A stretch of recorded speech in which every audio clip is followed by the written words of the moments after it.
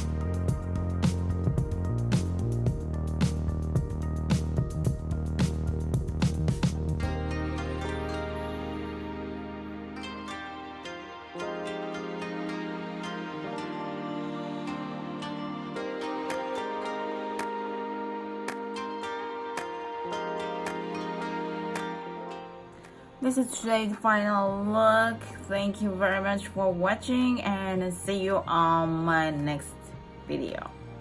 Bye bye. These are the colors I used today, and if you see Viseart Apricotine or Colourpop Sweet Talks swatches, you'll see that these are almost identical or similar. Thank you so much for watching. See you on next video. Bye bye.